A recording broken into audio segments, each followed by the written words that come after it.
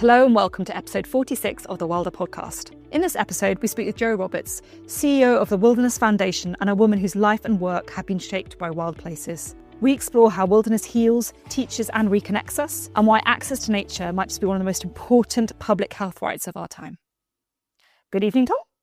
Hello. Yeah, no, that's a good episode to look forward to. Let's just chat. Got me quite interested. Connected some nerve endings in my brain with a few ideas. So, something to look forward to. Chloe, should we do a little introduction as to who we are, just in case there's anyone new listening to the podcast? We are Chloe and Tom, husband and wife. We are the founders of the Grange Project, which is an 80-acre nature restoration project in Wales, in Monmouthshire. And this podcast has kind of got two main roles, one of which is about documenting our journey as we go from complete and utter amateurs and lacking in knowledge or expertise around nature restoration, or even fully understanding the impacts of climate change and biodiversity loss and all the other challenges that are facing this modern society that we're in today. And the second facet is basically interviewing some fantastic people. Each episode, we get a privilege of picking the brains of some of the best and the brightest, most interesting people within the space that we are exploring now. And we learn so much from it. And hopefully you as the listener will as well. Is that okay, Chloe? That's perfect, Tom. Oh, nailed it. And what we normally do is have a little update as to the work we've done on the project most recently. Then we get into the interview. And at the end, we have a bit of reflection on the chat and the kind of things that we've learned and we want to take away from it. So, Chloe, any updates from this week? No, month, whatever, however long it's been since the last episode? There's been lots going on. I feel like as we're in this changing season, it feels like a natural point of reflection. And one of the things I've been thinking about is just the many hand hours that our amazing volunteers have contributed over this summer, and how I think as the project's developed, we've welcomed more and more people to the site and more people that have come to stay for longer periods, and how their energy and their ideas and their wisdom have helped to shape the project to what it is today. Definitely. It's been one of the biggest surprises for me, I think, doing this project. We always knew we were going to do community days, but we hoped and thought, and I think we still do believe, that we're going to give back to those people that come to this site, and we want to energize them when they come. But what's ended up happening is, hopefully we've done that as well, but the inverse has happened. These people have come and brought their energy, and that's energized us. But not only energized us, we naively or massively underestimated how much work and effort there was going to be required to get the Grange Project up and together. And quite frankly, we wouldn't have had enough hours in the day for you and I, Chloe, to do all of the work that needs to be done in terms of the maintenance of the project, in terms of the nature restoration interventions, but also, most crucially, I would argue probably at the moment, is the market garden as well. So through necessity, we've opened it up to members of the Wilder podcast community, but also woofers. And for anyone who doesn't know what a woofer is, Chloe, what is a woofer? I just had to Google it actually to double check, but it's Worldwide Opportunities on Organic Farms is what it stands for. But it's an amazing platform. Which is willing workers on organic farms. Has it changed? Has AI let me down? I don't know.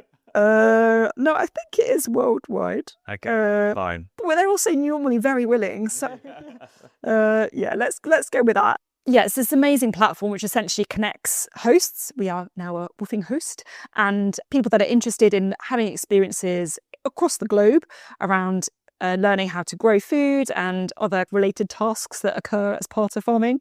And we've had some really interesting individuals come and contribute in lots of different ways, and we've left with everything from new ideas on how to stick up tomatoes, sourdough starters, wisdom around how we nurture baby plants. It's just been fantastic. The knowledge sharing has been so valuable.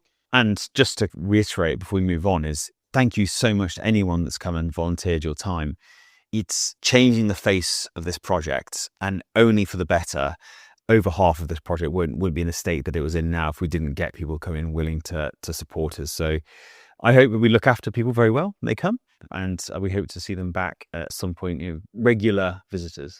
For me, it's over the conversations we have over the kitchen table, and some of the ideas and insights that are shared in those moments have also helped shape our thinking and the general direction of the project in ways that's sort of hard to pin down. Definitely.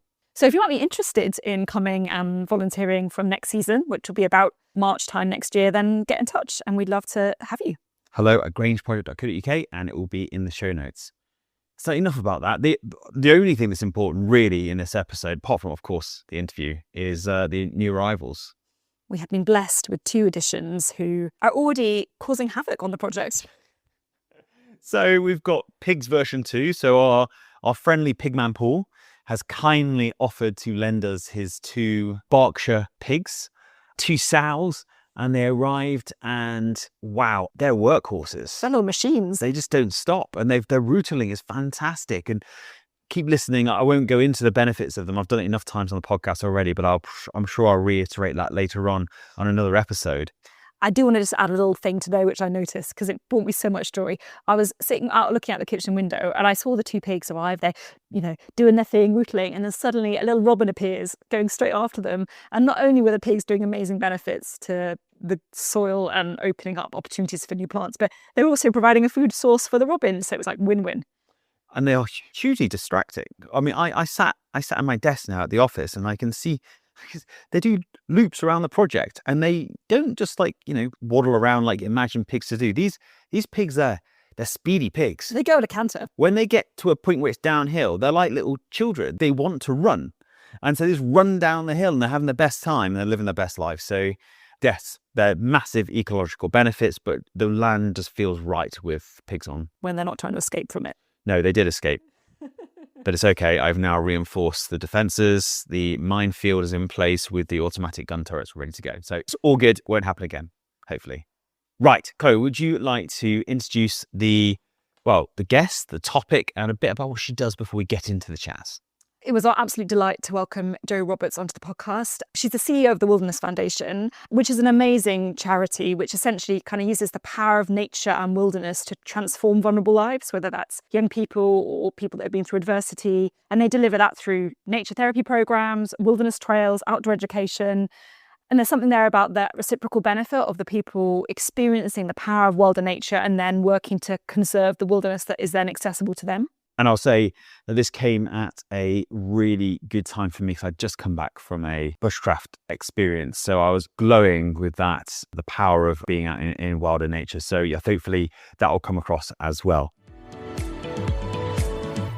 Good morning, Jo, and welcome to the Wilder Podcast. Nice to be here. Thank you for having me. Oh, I'm so delighted. Whenever anyone mentions well-being, nature, and also in kind of connection with rewilding, your name and that of the Wilderness Foundation comes up. So it's so exciting to have this conversation to be able to kind of privilege some of these topics. Well, I must admit, when you work really hard at building up a charity from source, when you hear a statement like that, Chloe, it feels very reassuring that the message is getting out there. So thank you for saying that. Well, it absolutely is. And perhaps on that note, before we start the conversation, maybe it'd be really helpful to know a little bit about kind of your story, Jo, and how you've ended up in this position of CEO of the Wilderness Foundation.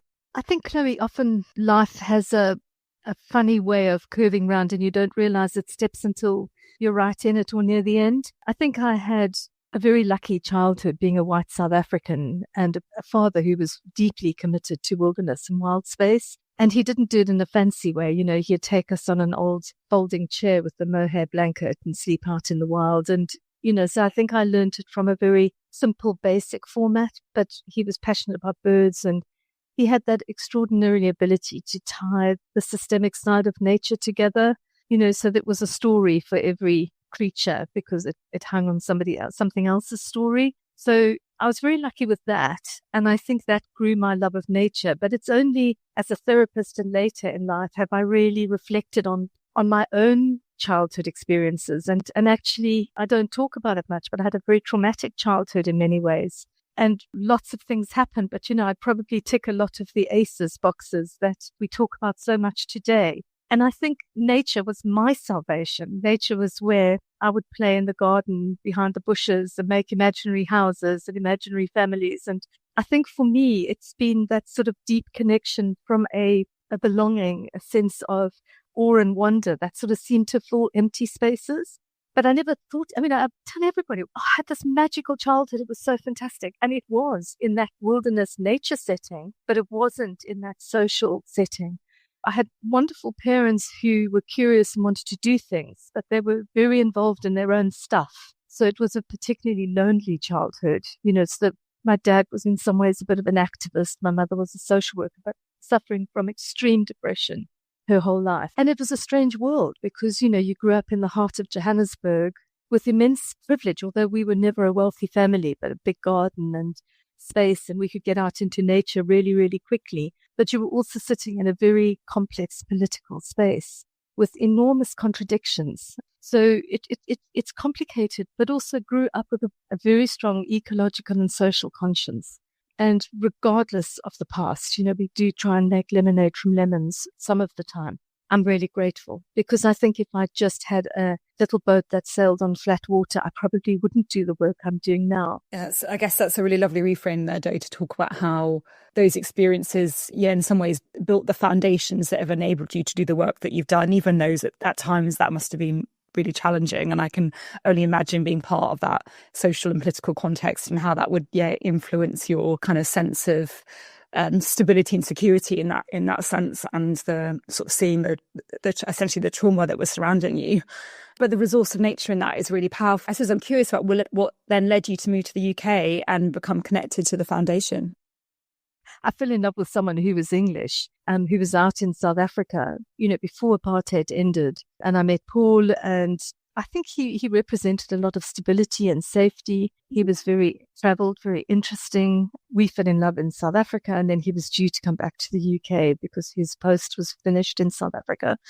And he said, well, why don't you just come and see? And at that stage, I was working as an anthropologist for the mining industry, which I was having huge battles with them anyway, because I'd felt that the life of the migrant worker wasn't actually looked after well enough from a systemic point of view, with children and families left at home for 11 months of a year, and had some real sort of battles. And so coming to England in the middle of apartheid and with that level of frustration seemed the right thing to do. And then I never went back. But it was a nice ability to come and try it out. And I honestly don't know why I stayed, because it was winter. I got chicken pox within about 2 weeks of traveling on the tube. I was cold. I had to lie on the floor in Paul's flat in Putney because it was old underfloor heating and the windows were frozen on the inside. So I think there must have been something more enduring. It certainly wasn't an easy passage into life in living in the Northern Hemisphere. And when did you join? Was it straight away that you started work with the Wilderness Foundation, or were there meanders in that? Lots of meanders. I think I got a temp. Well, I was an anthropologist. That was my training and my first real love of academia. I'd worked at Cape Town University and then Johannesburg mining and then came over. But I think what did we do? I worked as a temp, and then I started, doing more social programs and work, but then read Ian Player's book, who was the founder of our movement. The Wilderness Leadership School was our first organization in South Africa. And Ian had written a book called Shadow and Soul. He was a very sort of avid Jungian. And I read his book, and then I also read an article that started to talk about a project called Imbewu, which means seed in Zulu. And that was a project taking inner city kids back into the wild, reconnecting them with an ecological heritage that race had divided and lack of opportunity had created. And that was the huge turning point for me. And so went into an overdrive almost to start to raise funds to support that program and take more young Black South Africans back towards their cultural heritage, which was run by elders from communities, many who'd been game rangers all their lives, didn't speak English. Some of them had never really had literacy, but had a deep, deep understanding of the language of nature.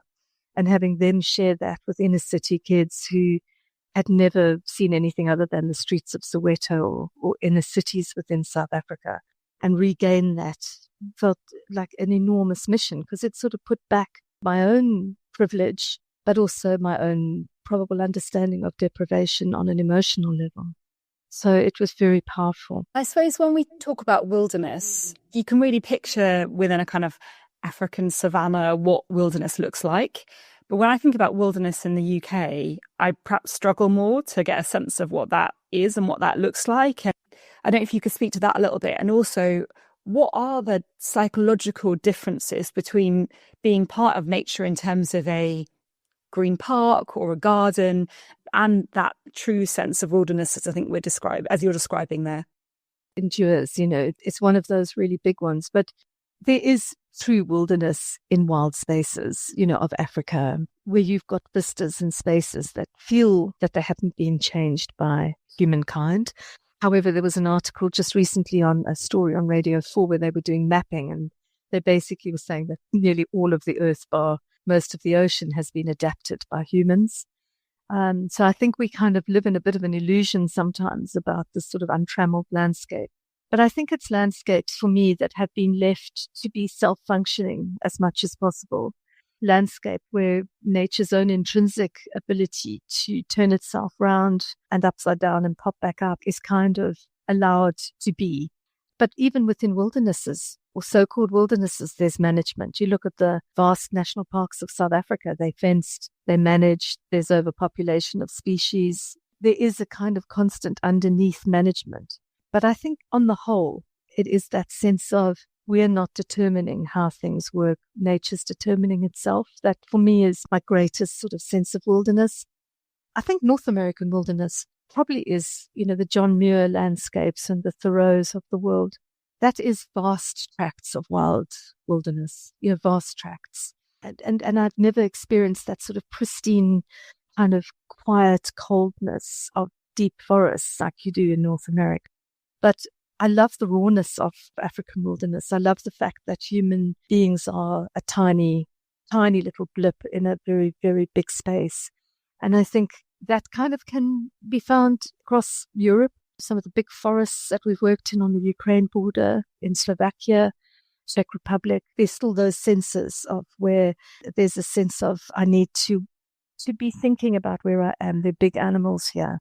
That kind of humbles your human spirit. It gives you a sense of humility, I think. But in the UK, I remember writing to a colleague and saying, I'm looking at this beautiful wild space and it's so quiet and, I get a sense of real wildness here. And they wrote back saying, that's a load of rubbish because basically that whole landscape's been eroded by sheep and it would have been covered in forest. And what you're looking at is an incredibly artificial landscape of grassland, devoid of most life. So I think sometimes for me, wilderness is silence and not hearing human noise. That for me can be very wilderness-based. And it's a sense where you're alone. There's an aloneness in wilderness, even though you're part of a big ecosystem, but there are not a lot of people.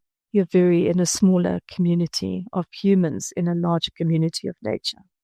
It's a hard one sometimes to pinpoint. No, I think it is a difficult one. And I was reading a post recently where someone was talking about how to them there's something about wilderness representing both scale, which I think you kind of alluded to, this idea of being very small in a large landscape, but also having the diversity of nature to bring richness to that scale. And perhaps maybe in the UK, we struggle to find both of those in one place. And again, maybe returning to that idea of the psychological benefits of that. In your experience, what do you think you talked about the kind of silence and perhaps that creates an opportunity for a different sort of being that you can achieve in a park or in a garden. But I wonder if you could speak to that a bit. I often think about our DNA and I think, the whole biophilic story. And I think that I did kind of try and presume I could write something about attachment in nature. And I think we have lost our attachment. There's been a detachment that has actually caused a psychic shock in a way in humanity. I think, often I'll talk about if you stretch your arm out and you take a pencil and you draw a thin line on the top of your shoulder, that represents our current space within evolution. And that's a very busy world. And if you think in the last 200 years, what's shifted and changed for us as humans, and even now the fast tracking with AI and the way that we're living is losing eons of time of where we lived actually in an intact relationship with the natural world. And I think this detachment is causing an illness within our psyche. And I think that it's because we're not connected, we're not belonging, we're not rooted. And we think that we can function alone, that we don't need each other. And we absolutely do. I think that our DNA makes us a social animal. We need to be together for safety. We're bonobos just by 5% DNA missing. And I think we've gone into concrete walls, into very linear ways of living. I think we've lost collective experience of families a lot of the time. I think we've lost a deep sense of our own wildness our own sense of need to be connected to the wild. And I think it's making us ill. I think the trouble is like you, Chloe, as well. We work with people who are really, really struggling to be, who are really suffering in this world, mentally. And a lot of the time, there can be people who just don't know how to be with others and be comfortable and safe with others, but actually take them into wilderness and you just watch a kind of calming ability to suddenly start to feel again, because the panic of not being safe can drift away. Depends if you've got lions prowling around your camp. But I was actually in supervision yesterday about this with Roger Duncan, who supervises me, and we were talking about this kind of almost through the wild experience, you can reconnect to yourself. So it kind of brings you back into your own body, into who you are. And we've had young people who've almost needed to go through a wilding experience to find themselves again, because they've just completely lost all sense of themselves, the other, and the space around them. There's so much science as well on the brain. You can spout out loads of stuff on fractal patterns and awe and wonder. And I love soaking it all up and reading it, and the statistics of forest bathing on cortisol levels. I mean, there's so much science. But actually, it's kind of, sometimes it's just being in the wild that can soothe and give you back something of value. Yeah, I mean, I recently went on a bushcraft course for the first time. The thing that struck me the most, apart from learning how to skin, butcher, cook, all that kind of stuff, that's stuff you just don't do, was that when you're walking around the camp, and there's about 15 people there, everyone had a job to do. Everyone was busy and everyone was contributing to the greater good. And it felt right. It felt nice. It felt nice to know that everything was being productive in a way that was in line with nature, in line with supporting each other. And we were getting around the campfire. Never met these people before, but suddenly people are opening up, telling us about their story, their background, why they're there. And it was brilliant and really inspiring to spend the time there. But I do hear what you're saying about the danger element, and I do think that's an important bit of adventure. Probably, if again, we don't get that much danger in the UK, but adventure maybe is the best we can get in the UK, because Chloe and I were very privileged as well to get out to Africa and have a go on a safari. There's nothing quite as adrenaline pumping when I woke up and could hear the munch of a hippo outside the tent, less than a couple of meters away, knowing how dangerous an animal the hippos are, let alone the lions and everything else that's there. But hippos are, and the only thing we had next to me was an air horn, which I wasn't overly convinced by. And I was terrified at this point. I look at Chloe and she's like, just go back to sleep, Tom. I'm like, go back to sleep. There's a hippo next to us. But coming back to the UK and that difference between danger, I mean, have you found a surrogate or another way of creating that effect of that's maybe missing from the UK landscape when you're doing your, would you call them events, interventions? What would you call them? I think they're more interventions than events. I think they've got a really deep purpose into them. There's really well thought through processes. But yes, I think for me, sea kayaking became the next best adrenaline moving. I needed to work really, really carefully with nature. I needed to I could feel a clenching of my stomach muscles. I needed to be really careful here. I needed to really listen, watch, learn, because I wasn't particularly safe if I didn't do that. And nature was much stronger than me. And I needed to be alert to taking really good care. And we did an amazing sea kayaking journey around the Menorcan Biosphere Reserve with a group of our turnaround young people who are highly complex and sleeping wild on beaches and then kayaking through the day. And it was unbelievably powerful experience, because sometimes you had young people who didn't appreciate the danger of not performing in a certain way. And then I've done other quite long sea kayaking journeys where I'm nervous. And I think it's because I had a near drowning experience in a sea kayak, which I think was quite traumatic for me. And so now when I am sea kayaking, I've got that in the back of my head about capsizing. So I'm more conscious now than I was before, and I was probably a bit gung-ho before. Now I really understand what can go wrong if I'm not cautious and careful and well protected. And I was alone. I was pretty stupid when I did have an incident. So now I'm always with other people. I'd only sea kayak with people who really can guide well, can deal with an emergency. Before, I would be much more thinking I was invincible, and I don't think that anymore. One thing to say is that some young people, I'm saying this cautiously to protect somebody, would talk about a mountain and we would think it's a small hill. And their life experience is so different to ours that their perspective of what is big and dangerous is something we would take for granted. But for them, it is a mountain. And in fact, that so-called hill stroke mountain was transformative for a young person because they came back into their body in that experience, which they'd avoided for years and years and years. Talked about cliff edges, which was a gentle slope dropping for about 6 or 7 feet. But for them, that was their reality. That was what was a major threshold of conquering their own internal fear and mechanism and coming into themselves. So it's very interesting, this idea going back to what Chloe was saying about wilderness. Some people can feel wild enough in a backyard filled with nettles. They can find some kind of soaking into a space that's kind of messy and wild and unstructured and doing its thing. And, you mentioned something about the parks versus wilder spaces. I think parks are becoming much wilder now, but they can still feel like a little blip and a little pimple of wildness. But they're very important.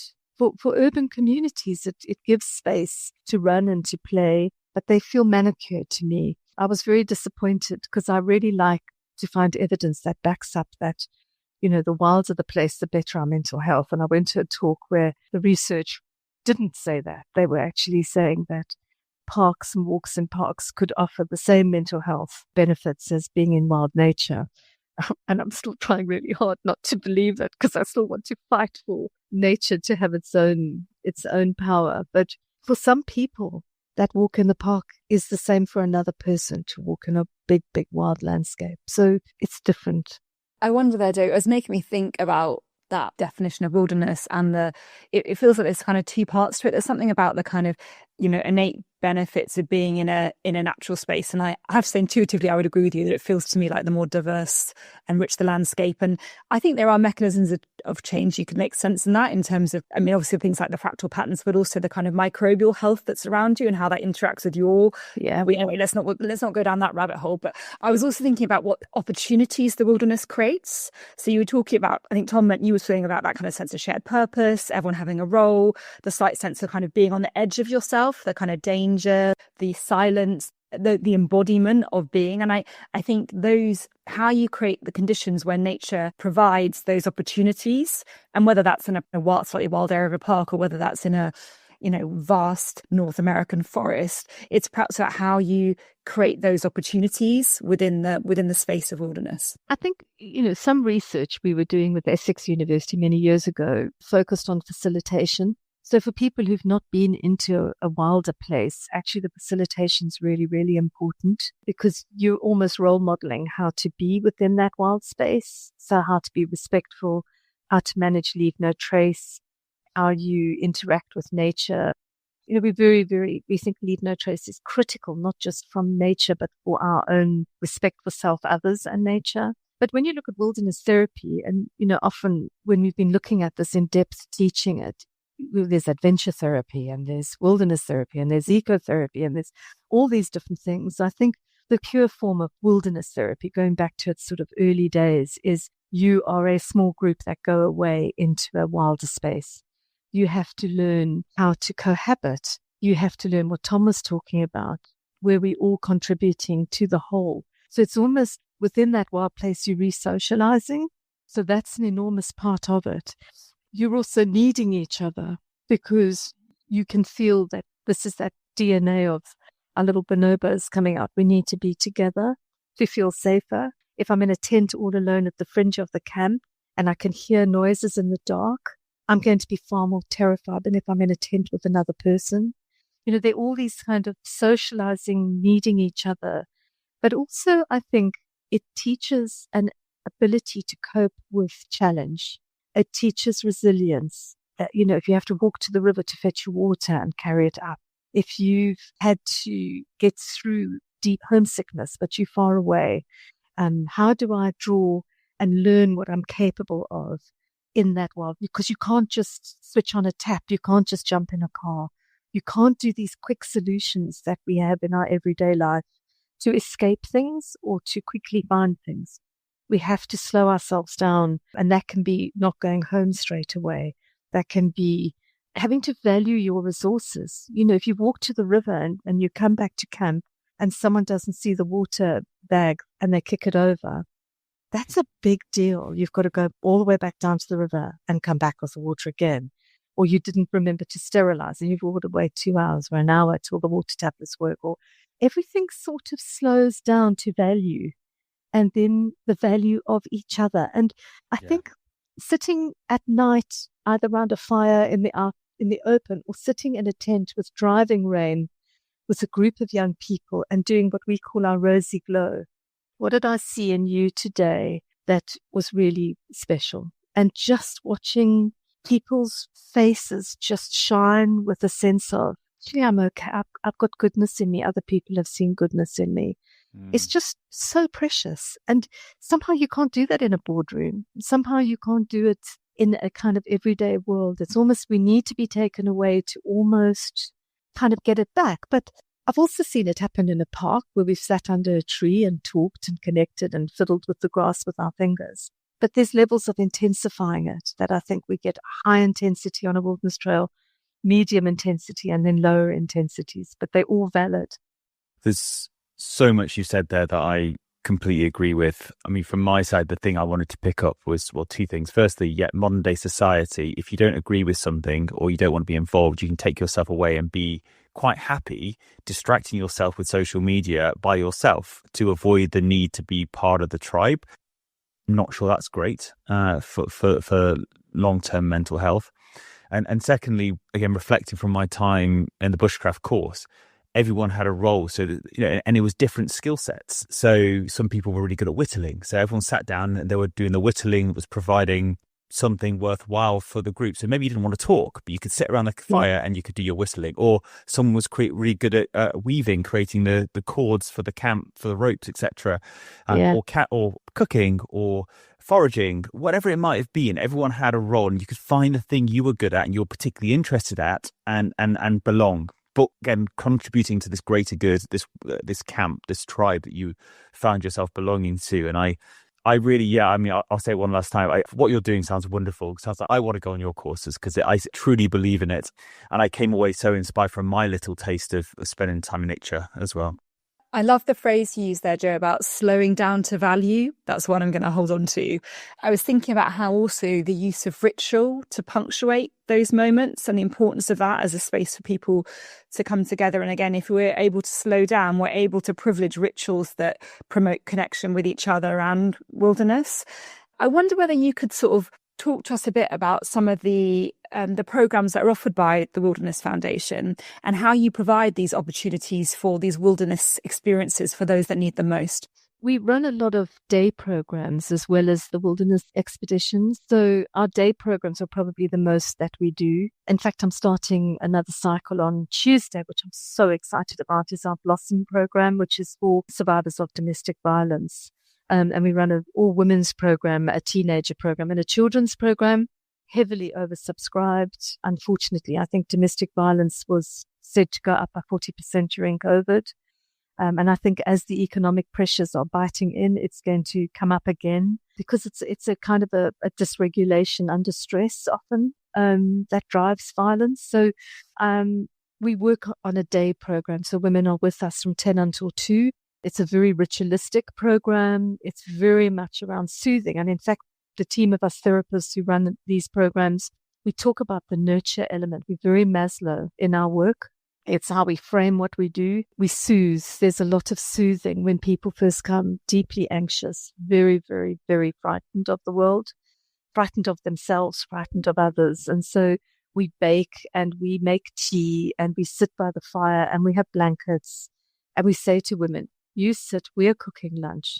We're making you a cup of tea. You're here to be held by us. And then within that space, they talk, they find a connection. They don't feel so alone.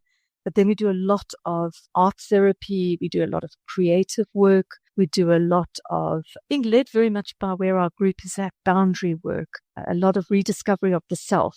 I think domestic violence takes away any sense of who am I, because that's been kind of either coerced or pounded out of you. I am not okay as who I am because it's obviously not accepted.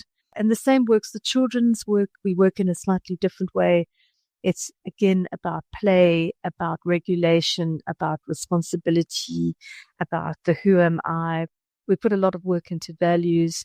We take a lot of work in rebuilding that sense of I'm actually okay. It's not my fault that this has happened. Other people have been dysregulated. I'm making it sound very trite. It's actually very complex and there's a lot to say about it. Then we run another project called Brave Futures, which again, we've started doing a lot of men's work, running all male groups. And we're just looking to start a men's drop-in, particularly for younger men at risk of any suicidal ideations or deep sense of depression or anxiety where it feels uncool to go to therapy. So we're thinking about starting evening drop-ins now, which you could sort of book on Eventbrite, but run by male therapists, and you can pop in and be by the fire. And we'll have some theming to that, but just to kind of destigmatize therapy. And then we've got programs for young people who are excluded from school. We've got significant behavioral issues, which I think is all systemic stuff anyway. And I think either people go inwards or they go outwards. And we deal with both. We deal with the outwards and the inwards. I call them the innies and the outies. And then, we've got our turnaround program, which we started in 2007 and has driven quite significant research around wilderness therapy over the years with Essex University. There's a 10-year study on our work, which was published in 2019, and we're now just rekindling and re-going through the latest evidence of our work. And Turnaround is 2 big wilderness journeys. Turnaround has weekly mentoring for young people. It's got workshops. It's got social evenings. So we've tried to create a kind of a really family systems-based piece of work there to wrap around the young people, working in family mediation with them as well. And really over a long period of time engaging with a very small number of people, actually, but a very big program. And our research showed that there was no recidivism within 3 years of coming on the program when we were working with a lot of young people who were already with youth offending and others.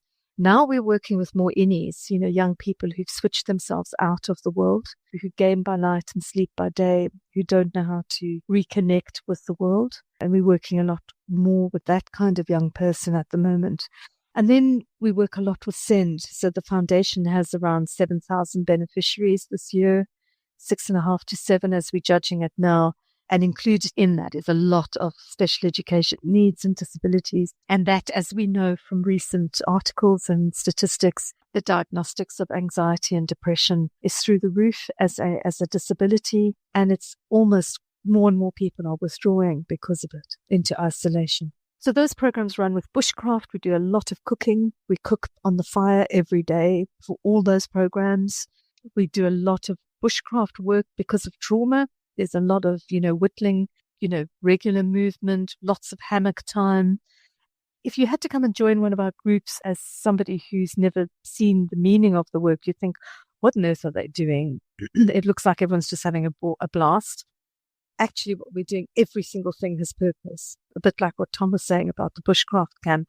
Every single activity has purpose, from the way we hold the group when they arrive, to the way we soothe them, to the way we play, to the way we then get into more focused work, to then why we cook, how we clean up, how we end, how we say goodbye, how we transition. Everything has thought for purpose. And where do these programs take place, Jo? So we've tried spreading ourselves across the UK and struggled with that at the moment, but they're mainly in Essex. We now cross into Suffolk with young beneficiaries coming in from Suffolk as well. And we touching into Hertfordshire because we work at Hatfield Forest. We were central Essex. We're now on the fringes of Essex. They're now looking to work in East London, Dagenham, Thurrock, that part of. So it's still very southeast. But then we run a fantastic project in Scotland. So we're also a Scottish charity. And we run a project called Truan, which is all wilderness-based, therapy-based expeditions. And these are young people coming from inner city schools, from areas of deprivation, and they do wilderness trails as well. And when I think about Essex, wilderness doesn't spring to mind to me as an obvious location to find that sense of space. What sort of kind of natural context are you using to help sort of be your co-therapist effectively for the programs? So we're based on a 44-acre farm. That was an arable farm. When we first got there, it was open grassland, a lot of set aside, and we've planted 12,000 trees on that farm. And so what was grassland is now woodland. And I still have to pinch myself sometimes when I'm walking under trees that are way over my head, which we planted as tiny whips. Our home base has a mixture of open grassland, woodland, and then older established woodland. And we have long distance pathways like the Essex Way coming through, and lots of little public footpaths that we can follow in and out of woodland, across open land, along streams. So we make use of everything on our plate there. Nothing's wasted. And then we've been so lucky. I still can't believe it, to buy 92 acres of woodland about 10 minutes drive from where we are, which is semi-natural ancient woodland. And that will be 80% left for its own rewilding. And then we've got 20% where we're working with community groups and our therapy groups. So every day of the week, there's a group there. That will be semi-managed for health and safety. We can't have branches dangling over our sort of fire circles. But the majority of the wood will be left for its own rhythm. But we've got research coming in now for the next 3 to 5 years with Anglia Ruskin University to get baseline studies of that woodland. And then the way that we'll look after it going forward with a very rewilding hat on will be determined by the research. So that's another space. Essex, strangely enough, has got some of the big royal forests. So Hatfield Forest is enormous. I mean, it is managed, but it has some of the most ancient trees in it. And it is ancient hunting grounds. So, we've got these sort of wild spaces. And then the Essex coastline is fascinating because it's the longest coastline in Britain because of the way it meanders in and out through things like the Crouch and the Blackwater. And so you've got this very sort of bleak, I love it, I think it's my African roots, bleak, wild, whistling open space with a lot of migrant birds coming in and out. So Essex is mystifying, Epping Forest, all these there's a lot of forest. And if you think of a country with about 6% left of its intact forest, we're not doing too badly, strangely enough, in Essex. There'll be listeners listening to this from all over the UK. Do you have plans to expand this out further? Is that an aspiration for the future? It is. We've always wanted to expand. I'm not interested in running a £5 million charity. I'm interested in running a 5 million souls who can benefit from the charity. I think we want to reach more people. And that's why, we actually had some help from Cranfield Business Management. And they basically said, you need to fill up Essex first and then you can start to go wider. So we have had projects that we started in Berkshire. We ran a turnaround project in Berkshire for 3 years. We've had other projects in Yorkshire. We've been talking to some of the rewilders around opening projects up in Somerset and various other places. But what we've learned, Tom, is we need 5 things to make a project work. We've got to have the referrals. So you have to have a relationship with referral agencies. We've got to be able to have a public who are hungry for that service. You've got to have transport. And I think when you work in wilder places, people often can't get there, particularly the people who need it most. You've got to have the right staff. You've got to have the staff who live, breathe, and are passionate about this work from their souls out. And you've got to have money and the right place. We hunt a lot for the right place and have just ventured out to starting to work in public woodlands. So we're now working in sort of public woods owned by Colchester City Council and finding our way where the public are, get lots of dogs trying to come and eat the children's sausages. But we've actually found a corner where we can tuck away and it feels extremely wild, although it's a public woodland. But the funding is the big thing. I've so badly wanted to follow up. I've got the wild space. Someone will say to me, we can link you to social care, but there isn't the funding. And it then falls to us to find all the funding for that expansion. And sometimes that's too much. So if we can find partnerships where we can put all those ingredients together rather than it all falling on us, that then makes it work. But I think also we've started doing a lot more self-funded work. We've stopped trying to be completely, we've got to do it all for everybody. We've started to become a little bit more, we've got this project, we'll run it at cost, but there is a cost to it. And then we also run the free programs for those who simply can't do that. So it's a funny one. I think as a charity, we feel that we should be there to offer everything for free. But I think we've got to find other mechanisms to make ourselves self-sufficient. And we also have to find mechanisms where we can reach more people. And doing it all ourselves doesn't work. That was really speaking to me there, Jo, when you were talking about that need to reach more people, because I'm hearing that a lot of your programs are rightly so targeted at some of our most vulnerable people that are struggling in society. But I was thinking about how, it feels like this access to this wilderness experience feels like almost like a public health right, that we should have these opportunities to gain the benefits from that connection to nature. And I wonder if you had any thoughts about how we would be able to increase at a universal level our general relationship to wilderness and the therapeutic potential of that. Yeah, without being political, I think the problem lies within education. And if we I think there are two sides to this argument. I think that, South African law actually has rights to nature as embedded in its law. It's a human right within a South African context, which is interesting. But I think we stripped outdoor education out of all the education budgets, which I think, when the crisis comes, environment drops to the bottom. And it really infuriates me, not that I'm an angry person, but there's the one thing that gets my goat is we have lost the absolute wisdom that without environment being healthy and safe, we're nothing. We're toast. But actually, when there's an economic crisis, environment drops like a stone to the bottom of the pond. It's happened ever thus. And when there have been economic issues within education, environmental education has dropped to the bottom of the pond. Outdoor centers closed all over the country. I mean, Birmingham City dropped all their outdoor centers. And this was an opportunity for your average child, your child in need, to come and connect with adventure and play in outdoors. There has to be a commitment of government to ensure that the rights of connection to nature are built in. I think another thing that really I would love to have the time now to campaign is transport. If you're a family growing up in inner city London, to try and access wild space and go out to Hatfield Forest with your family for a picnic and a walk in a bigger, wilder space is very expensive. You can't get there. There was another point that I wanted to make on my daily rant that I can't remember now, Chloe, but it was definitely about how do we get more people out into these places? How do we let people have more experience?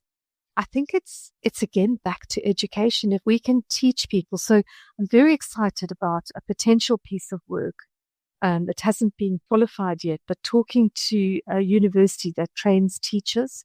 And we had done this at East London University as well. Big conversation about actually teaching teachers about how to take children into the outdoors in their everyday teaching world. So you could take your children for a walk in Hackney along a pavement. And if you love nature and want to connect your children to nature, you can look at birds, you could look at pigeons, you can look at weeds growing through the pavement, you can look at plants in people's gardens. You can bring all of that into your children if you yourself know how to do it, because you yourself might not have had that opportunity. I think really making outdoor space a place where teachers feel safe that they can deliver work in is a huge piece of spider ability work that we're really interested in doing. And then we've done family work where we've been kind of working with families and then mapping with that family how they can continue the work themselves when they're finished with us. Same with turnaround. We've been trying to sort of not stop at the end of the program, but to create pathways. In Scotland, we looked at volunteering opportunities for our young people to stay connected with conservation organizations post-program. But it needs serious commitment from government, and it needs serious commitment where the importance of this nature experience and nature connection is fundamental. It's not a privilege. It's a basic right. And if we don't learn to fall in love and care for nature, nature has no friends. And nature needs friends in a very human-dominated world. So I would say to everybody, there will be somewhere you can go. There has to be a local park. There might be a river walk. There may be a garden, a botanical garden. There could be somewhere where hopefully without any cost or little cost, you can go and take time to look and appreciate beauty within nature, because it will be there. But it's that's where the facilitation that came out of our research showed. Sometimes you almost need someone to teach you how to do that. Because if you never grew up with a parent saying, oh my God, look how beautiful that sunset is. Oh my goodness, have you seen the patterns in that leaf? Oh my goodness, look at that beautiful stone. Don't you love its colors in it? If the parent hasn't been taught it, they can't teach their child. And you look at Robert Macfarlane's work about the lost language of nature. This is where the work is teaching each other how to access and be in love with nature. It has to come from love. And a lot of education is in your head. That's the point I was going to make. It's very intellectual. It's very much head case work. And actually, through our environmental education work we do that reaches the most of our beneficiaries, it's about living nature, coming into living classrooms and breathing a love and excitement about the natural world. I think that's very important. It's not just the head, it's the heart. And as Tom was doing in his bushcraft, it was the hands. So there was Geddes, the wonderful Scottish architect, who talked about connecting the head, the heart, and the hand. And that's where we need to go. So you look at trauma recovery, the more you can do to fight for something or fight for yourself or take action, the less there was some evidence of trauma lingering. Even if you didn't succeed in fighting, at least you did something. And I think we all have to do something and teach people to do something, whether it's saving a bee or feeding it some nectar when it's been starving or putting water out or creating seed beds for birds. Do something. I think Chloe and I would completely agree with that. I do think it's important when we come to the education side that the default could be to start talking about the names, the Latin names, the science behind it all, which is important. But there is a huge swathe of people, children, myself included, now and when I was a child, that struggle with that and that side of it. But I think they're the ones that would naturally pick up the physical side of it a lot better, the whittling, the going out, collecting things, feeling that sense of achievement. So if we do, and when you do, because I've got so much faith in what you can achieve, get that in there. It's about getting the right balance between everything. Now, sadly, we are coming to the end of this conversation. It wasn't the direction I was expecting it to go, but you've had me hooked. You really have, and hugely inspired by what Wilderness Foundation and what you are achieving. I just probably want to highlight here that having ran, teams and projects myself, I know that it's a lot of your kind of drive and determination, but there's no way you could achieve this without an amazingly passionate, capable, professional team behind you. Because the amount of moving parts you've got, I guess that you've got so much faith in your team to be able to deliver all of these. They sound so complete. I just want to pass on my appreciation and thanks for everything that you and your team are achieving and doing.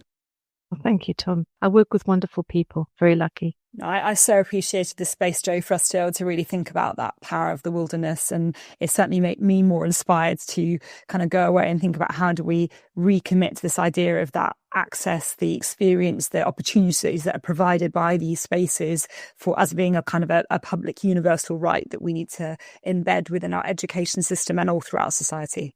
Thank you. Just before we close out, Jo, what we normally do is come back to our guests and ask, is there anything you feel like you would like to add at the end of this conversation? Or if someone is inspired to learn more about Wilderness Foundation or support you, kind of where can you point them towards? You can always get in touch with us at the Wilderness Foundation to find out about our programs, our talks, our different kind of well-being events that we run, and our other deeper work at our website, which is wildernessfoundation.org.uk. I'm really happy for people to reach out to me. I'm at Jo at the same address, wildernessfoundation.org.uk. And I would just say thank you for giving an opportunity to spread the word, for listening so compassionately to my views and thoughts, which mean a lot to me. But I just urge people to get out, go for a walk, and just take notice of what's around, whether it's the smallest thing like a snail or a red kite flying over your head or the wind in the trees. Each one of those little moments of noticing is enough to get you out of your head and into your heart. And I think that's the best place for us to all be. Thank you very much.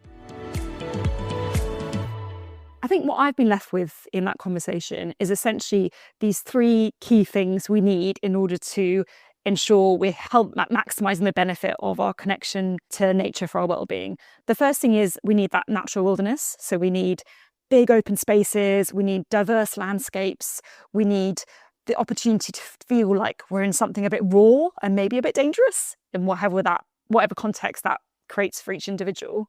Then we need people alongside us for at least parts of that journey. So that idea of coming back to camp, the contributions, the roles, the people having a sense of shared purpose. But then we also need the sense of something being a bit difficult. So that develops that in psychology, we talk about mastery. So that sense of doing something a bit difficult. Esprit de corps. Yeah, the what? Esprit de corps. Say that again. It's a Latin term which means, I think it's team spirit, but let me Google it.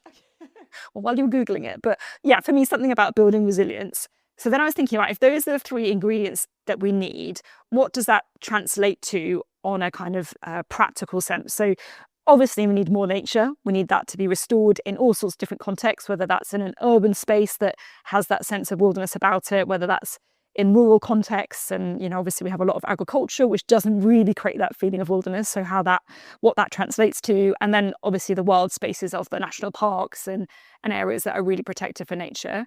We then need more connection and community and opportunities for that coming together and the rituals to support that. And then finally, we need those opportunities for challenge.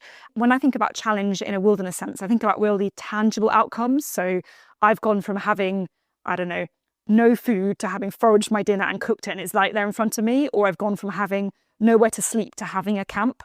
Or I've climbed that mountain, or whatever it is, whatever a challenge represents for that individual within that community. So yeah, I was thinking about how do we develop programs or experiences that both model those ingredients and provide them for people's well-being.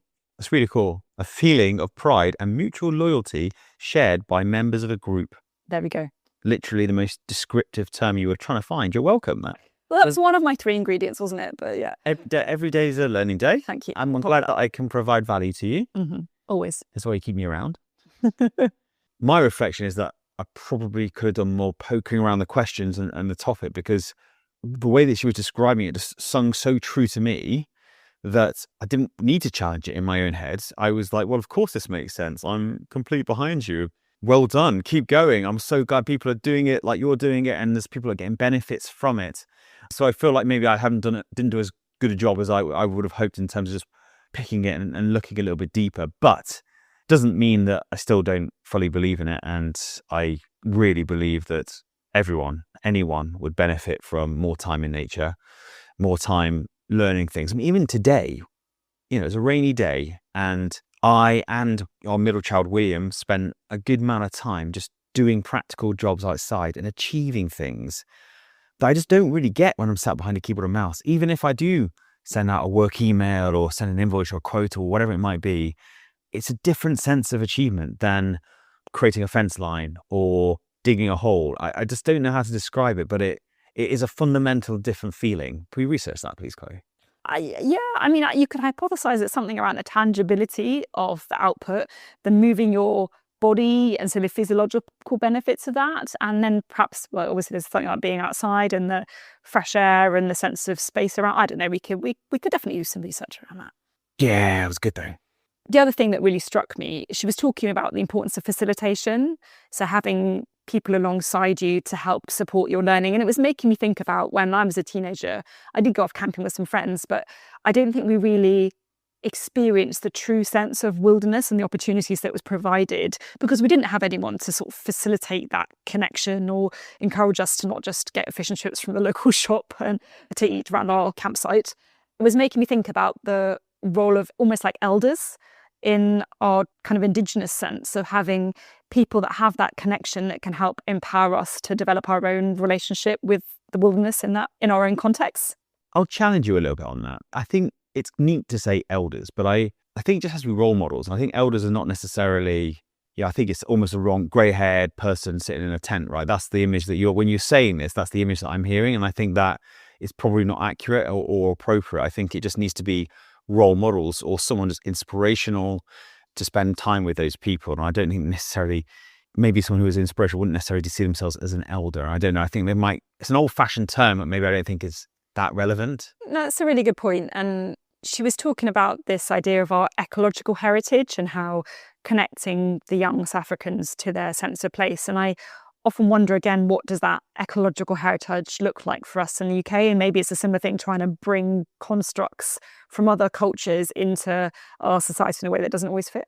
Yeah, that's kind of my point. And again, in Africa, it makes sense, right? Because that's culturally still there. You know, whether they lost it, wobbly a bit, but it's still there culturally. I think it's gone, in this country. And I think we have to maybe word it or find a different way that isn't elders to communicate that value, that person, that guide. Feels like there's a whole other podcast about the role of Indigenous knowledge and wisdom that we could bring up at some point, but not right now. Right. You look less certain. So, hopefully you've enjoyed this. We always enjoy recording these podcasts. Just to reiterate, if you'd like to find out more about the Grange Project, if you go to grangeproject.co.uk, there's plenty of information there. All the back catalogue of the podcast, a bit more about the project, photos of what we're doing, and lots of ways to get in touch. Chloe, was there anything else you'd like to add before we close out? No, just a big thank you to Joe, a big thank you to all the volunteers that have supported the project over the summer, and looking forward to welcoming people to our Community Day at the end of the month. Let's go.